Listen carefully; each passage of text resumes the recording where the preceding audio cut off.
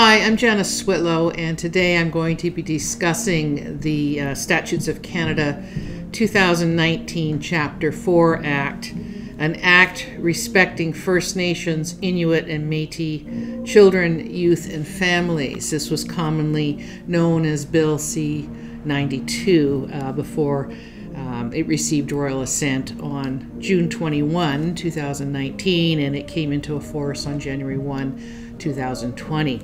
Now, child welfare is not an area I have focused on. Obviously, I understand children as being Indigenous nationals, parts of nations, etc. But when it comes to actual child welfare, there are so many people who are tasked with that. You know, social workers, chiefs and council, and the list goes on, that I thought surely, and there's advocates specifically for Indigenous children. I thought surely this is an area I did not need to take some time to, in advance of this act coming into force, would have to, spend some time with. I don't have staff, I'm not paid, I don't have resources, and there's only, a certain number of hours in the day, and I am getting older. I can no longer do the 20-hour days, the 3 days straight effort that I did 30 years ago. So it hit me hard when I read that act, finally on January 1. And I'm going to take you through and explain to you what it's really doing and intends to do. And forgive me if I'm a bit emotional. And I should point out, if you're hearing hymns in the background, I'm at Cackling Cactus Curiosities, and above their store is a Korean religious sect, and looks like they are conducting services or ceremonies today. So that's not my background music, but it may well be a bit appropriate in the sense that what this act is doing is very, I don't know if that religion is Christian based, I suspect it is, but it just reminds that all under the auspices of good works and even Christianity, what Canada is still trying to do. And I get particularly upset about this one because you're holding Indigenous children hostage in order to achieve a capitulation, giving up, a surrendering of nationhood. And that is so wrong. That goes beyond outlaw nation. Canada has, is bound by the treaties, and yet is doing this approach that no one seems to even see is happening. So, as you'll see in many of the quote-unquote laws that are being introduced to Indian bands, because they're all under that concept, it says, oh, we're exercising our own jurisdiction, and this is us and our laws, et cetera, et cetera. And it simply isn't. And it's the same thing here. What you see in all of those things recently are wonderful preambles, introductory words, and people will read that first page and go no further because they think, oh, okay, this is covered. This sounds great. I don't need to get into all the details. This is what this is about. The preambles are not binding. The preambles are simply statements. You have to go into the body of the act itself. In case of election code or membership code, same thing. Ignore the preambles because they're just there to mislead you. And let's start right in to Bill C-92 here. The summary on it, that the feds have out. This enactment affirms the rights and jurisdiction of Indigenous peoples in relation to child and family services. Well, that sounds great, doesn't it? But that's not what it is, okay? Let me continue with the nice words. Recognizes the legacy of residential schools and intergenerational trauma caused to Indigenous peoples by colonial practices. And the Parliament affirms the right to self-determination of Indigenous peoples, including the inherent right of self-government, which includes jurisdiction in relation to child and family services. Speaks of reconciliation as well, and UNDRIP and TRC calls to action, and all this good stuff. So it sounds like, wow, you know, they finally get it and they're recognizing us. Well, hold on. Get into the body. That's just flowery language and it's not binding. Specifically, the Act says, it is to be construed as upholding the rights of Indigenous peoples recognized and affirmed by Section 35. Indigenous describes, under the definitions, Indigenous describes a First Nations person, an Inuk or Métis person. First Nations is a term defined in federal legislation. It's the concept, the term given to the new legal entities that are formed under federal laws that become federal bodies. This is not, to be clear, this act is not recognizing your actual jurisdiction as nations. It is recognizing the doctrine of Section 35 constructs. So, for example, under Section 4, provincial laws and regulations will still apply. Section 7, this is really key, and this is where the tears really start to go for me. This act is binding on Her Majesty in right of Canada or of a province. Now, you never see this in federal laws, generally speaking. This is here because Her Majesty has treaties with which she is bound. This is changing that relationship.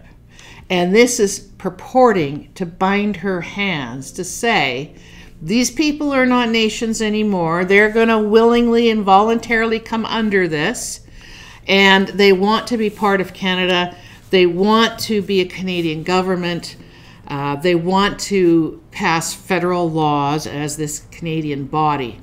And Your Majesty, you're going to be bound by that decision. In Section 9, Sub 1, talk about the best interests of the child. Now, this is a concept that sounds great and you know, is a standard. But here's the problem with best interests of the child. It's a completely discretionary term. It allows a judge, a decision maker, to use best interests of the child to justify action.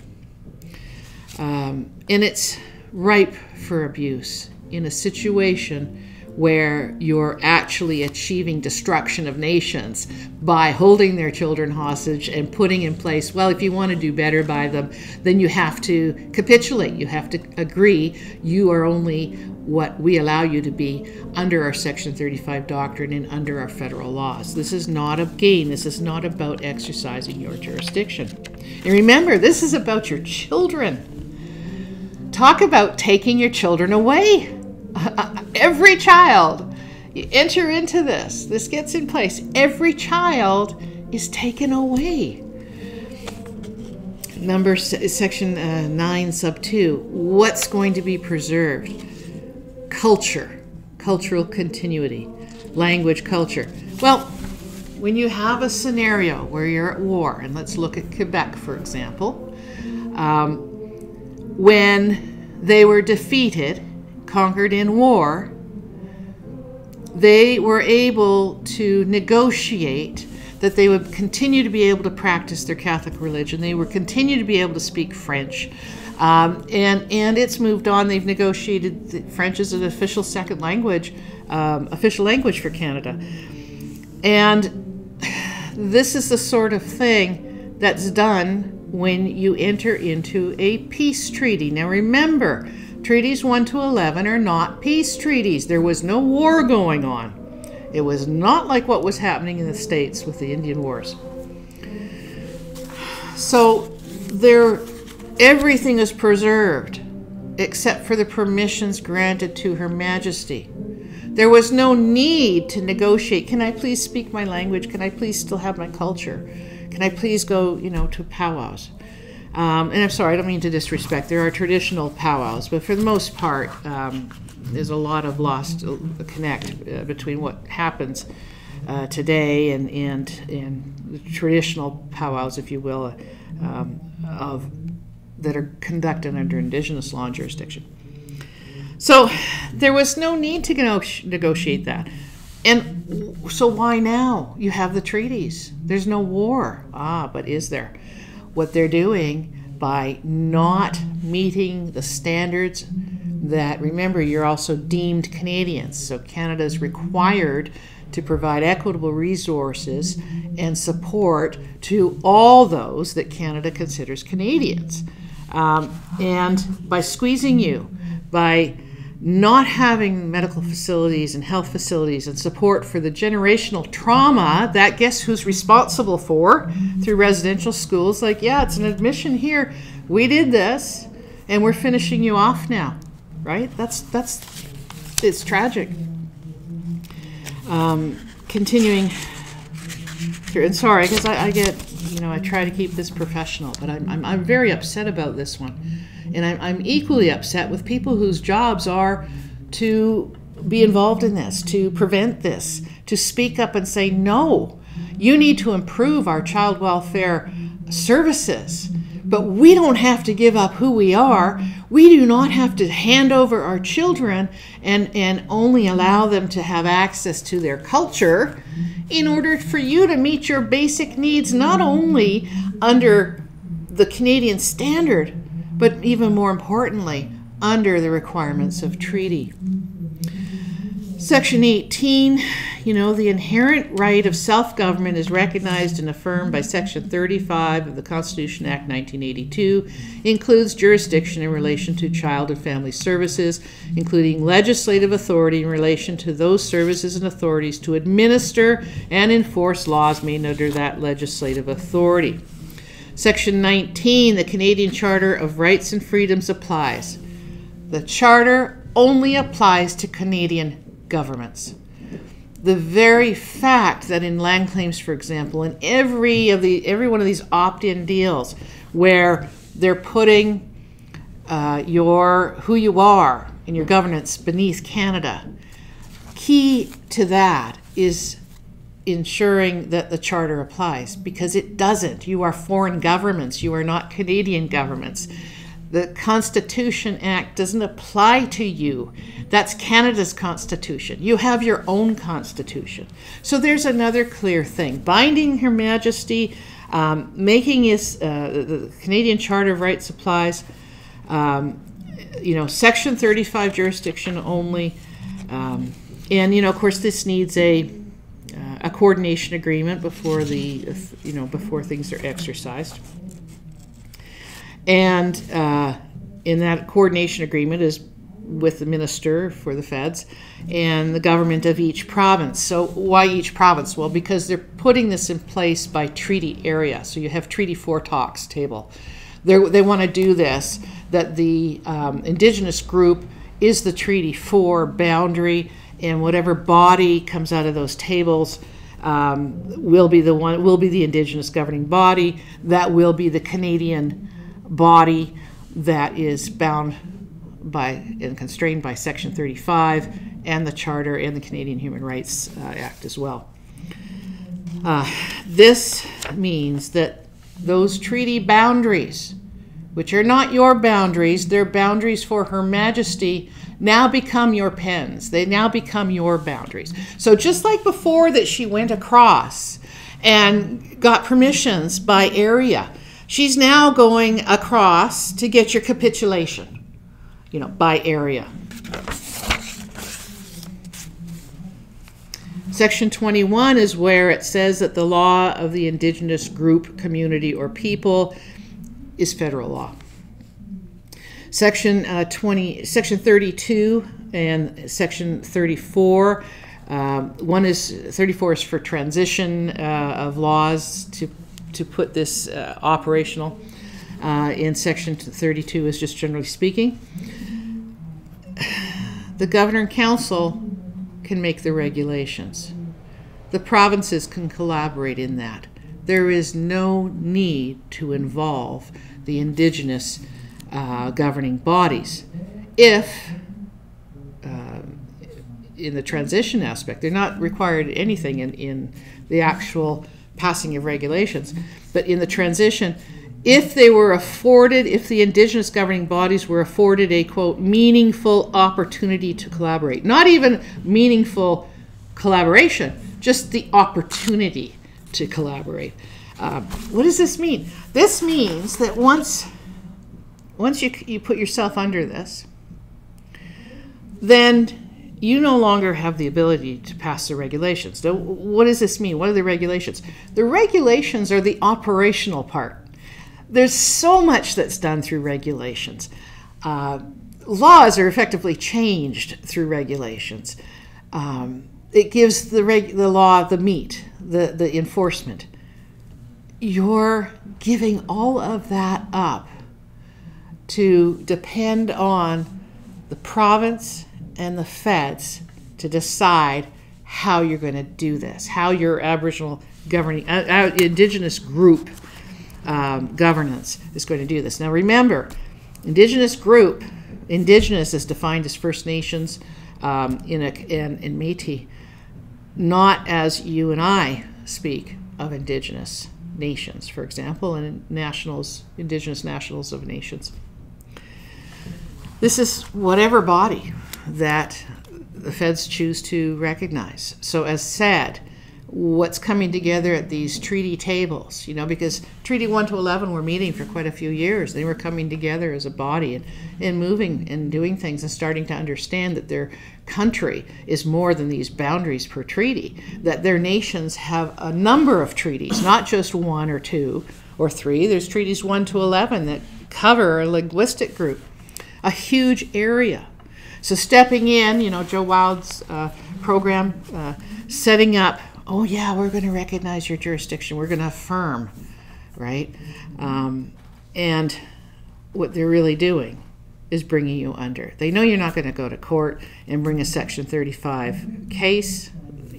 I know there's lawyers that try to get you to do that because it's big business. But they know that, generally speaking, that's likely not to happen, certainly not fast enough. But they're going to get you on these opt-in because why? You care about your children. And we're going to say, feds are going to say, we care about them too. And we're going to, mention the residential schools and how horrible these colonial practices.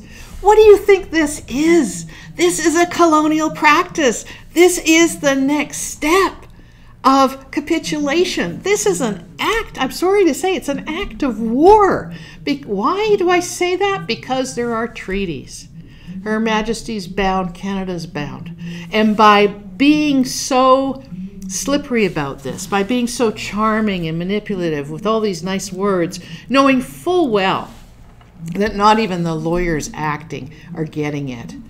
No one is fully prepared. No one is able to exercise fully informed and freely provided consent on this. But they don't really care because they think they've got you with your election code and your membership code and your Constitution Act, handing over your authority to the chief who, then saying, well, this is recognizing our jurisdiction, so this is great stuff. And what does that, has this chief, what kind of advice is this chief getting? What kind of background does this chief have to even understand in reading? Most people don't understand laws like this when you read them. They rely on what people tell them, it says. You got to read the laws. You got to know what's happening here. This is just horrible. And remember, like I said, the Indigenous governing body means the council, government, or other entity that is authorized to act on behalf of an Indigenous group, community, or people that hold Section 35 rights.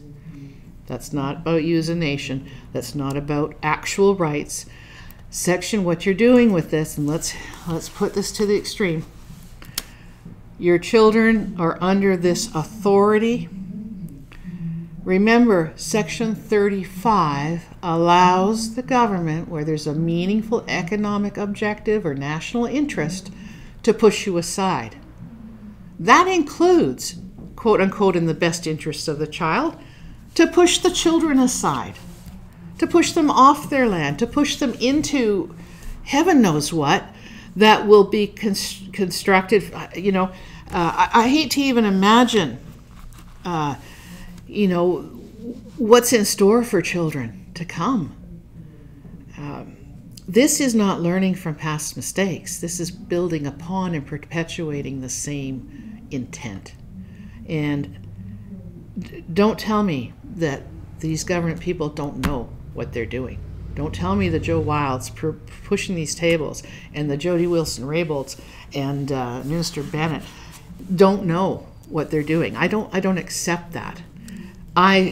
There's no other logical conclusion that they feel that it's the best interests of the child to be only Canadian, to be capitulated and a member of a domestic ethnic minority exercising Canadian law. This is, again, not your jurisdiction. This is abandoning your jurisdiction. This is saying our laws are not good enough for our children. We will indeed become wards of the state, formally, officially, and with our quote-unquote consent. Now, that Indigenous governing body, remember, they're going to be relying on all these pieces that have been put in place to say, well, you handed over your authority. In my next episode, I'm going to discuss how you deal with that. But before I do, I just really want to emphasize that the provincial laws will apply. They can collaborate on the regulations, and you're going to be left out of the operational standards and setup. How can someone like Perry in the AFM, Perry Bellegarde, say this is a great first step? A great first step into hell is all I can say, is what I see from this. And that's all I have to say for now.